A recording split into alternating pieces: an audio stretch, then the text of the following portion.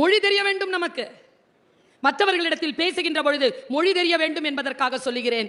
நமக்கு நம்முடன் பணியாற்றுகின்றவர்கள், நம்முடன் வாழக்கூடியவர்கள் எப்படியானவர்கள் என்கின்ற அறிவும் தெளிவும் இருக்கக்கூடியவர்கள் அவர்கள் மத்தியில் மிகச் சிறப்பானவர்களாக இருக்கிறாங்க. 2 உதாரணத்தை சொல்றேன். தண்ணி தெளிவா இருந்தா முகம் தெரியுதா? கொதிக்கிற தண்ணியில முகம் தெரியுமா? மனம் கொதிநிலையில் இருந்தால் உங்கள் முகம் யாருக்கும் தெரியாது, நினைவிலேயே இருக்காது. கொதிநிலையில் இல்லாமல் இருங்கள். என் காலேஜில் ஃபர்ஸ்ட் இயர் ஹிஸ்ட்ரி படிக்கிற பொண்ணு குறிஞ்சி பாட்டு நடத்திட்டு இருந்தேன்.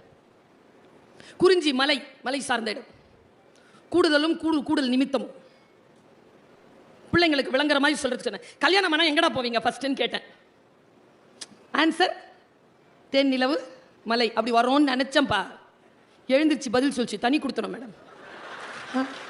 எங்க ஒத்த புள்ள பெற்று வச்சிருக்கிறேங்க நான், பையங்க. மனம் எப்படி இருக்கு பாருங்க. நான் ஒன்று சொல்றேன், ஏன் மலைக்கு போகிறோம்? மலை அமைதியாகவும் சாந்தமாகவும் குளிர்ச்சியாகவும் இருக்கிறது.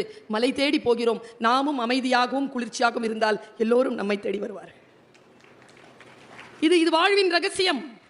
பல நேரங்களில் நமக்கு இது புரிவதே இல்லை. இப்படி சொல்கிறேன், தெய்வமாக தெய்வ நிலை என்பது அழியா நிலை, அழியா புகழ். பாரதிக்கு ஏன் அழியா புகழ்? என்ன வித்தியாசம்? கம்பனுக்கு ஏன் அழியா புகழ்? வள்ளுவருக்கு ஏன் அழியா புகழ்?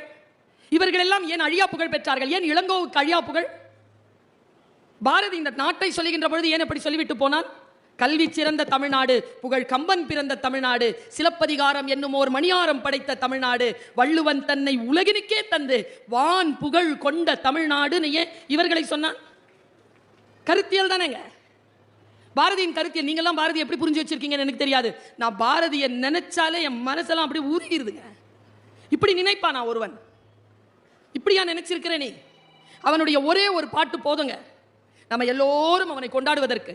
உங்களில் யாரேனும் அந்த மனநிலையில் இருந்தால் உங்களையும் இந்த பிரபஞ்சம் கொண்டாடும். அவன் சொல்றான் ஒரு பாட்டுல, பேசா பொருளை பேச நான் துணிந்தேன்.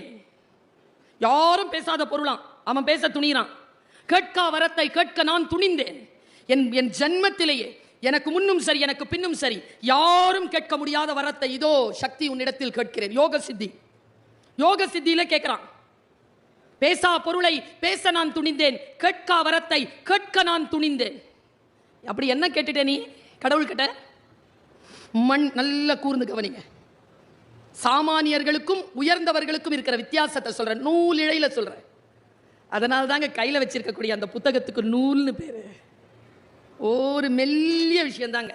மாறிடுச்சுன்னு வச்சுக்காங்க. பற்றிய குளத்தில் மழை பெய்தவுடன் மீன்கள் மிதக்கின்றனங்க. 3 நாள்ல மீன்கள் நீந்துது. எப்படி? மழை போட்டுச்சா மீன்? கிடையாது. வற்றிய குளத்தில் மீன்கள் தான் செத்து போகும். மீன் முட்டைகள் மண்ணிற்கடியில் உயிரோடு இருக்கும். மழை பெய்தவுடன் துளிர்த்து எழுந்து வந்து நீந்தும். மீன் முட்டையின் மீது மழை துளி போல் சொல்லுகிறாங்க அவன். நான் உயிர் தெழுகிறேன். பேசா பொருளை பேச நான் துணிந்தேன், கேட்கா வரத்தை கேட்க நான் துணிந்தேன். மண் மீதுள்ள மக்கள், பறவைகள், புல் பூண்டு, பூச்சி இவை யாவும் இன்புற்று. நீங்களும் அவனும் ஒண்ணு, நான் அவனும் ஒண்ணு. என் வினையால் இடும்பை தீர்ந்து அன்புடனே இயைந்து இன்புற்று வாழ வழி செய்ய வேண்டும் தேவதேவா. அவங்க எல்லாம் சந்தோஷமா இருக்கணும்னு சொல்லல, நான் ஏதாவது செய்யணும், அதுல அதுங்க சந்தோஷமா இருக்கணும். எங்க பிரிகிறாங்க இவங்க? நூல் இழையில் பிரிகிறார்கள். சிந்தனை நூல் இழையில் பிரிகிறது. என்னுடைய தந்தையார் அல்லாமா இக்பாலினுடைய ஒரு கவிதையை அடிக்கடி எனக்கு சொல்லுவார். வயது போக போகத்தான் விஷயங்கள் புரிகின்றன. சிறிய வயதில் புரியவே இல்லை. மனனம் செய்து பேசிவிட்டோம். பேசியதெல்லாம் ஞாபகம் வருது. அதற்குள்ளே இருக்கக்கூடிய ஆழங்கால் படுகின்ற பொழுது கதவுகள் விரிகின்றன. खुदी को कर बुलंद इतना हर तकदीर से पहले खुदा अपने बंदे से खुद पूछे बता तेरी रजा क्या है. என்ன அர்த்தம் தெரியுமா? ஏ பக்தனே, மனசு ஆழமா உள்வாங்கிட்டு போங்க. ஏ பக்தனே, உன்னை நீயே எந்த அளவிற்கு உயர்த்தி வை என்றால், விஸ்வரூபம் காட்டு என்றால், உன் விதியை எழுதுகின்ற இறைவன் உன்னிடத்தில் வந்து கேட்க வேண்டும். சொல் பக்தனே, உன் விதியை நான் இனிமேல் எப்படி எழுத? அவன் எழுதக்கூடாதான். நீ இப்படித்தான் எழுதணும்ட்டு நாம விஸ்வரூபம் எழுந்து நிக்கணுமா? நிக்க முடியும்ங்கிறான் அல்லாமா இக்பால். எல்லாம் விதி. நோ. ஊழையும் உப்பக்கம் காண்பர் நாங்களா, அவர்கள் தான் மனித இனத்தில் தெய்வமாகிறார். மாற்றி அமைக்க முடியும். எத்தனை பேர் ஏழையாக பிறந்தோம், ஏழையாக இருக்க மாட்டோம். கல்வி அறிவு அற்ற குடும்பத்தில் பிறந்தோம், கல்வி அறிவு அற்று இறக்க மாட்டோம். சுதந்திரமின்றி பிறந்தோம், அடிமையாக சாக மாட்டோம்.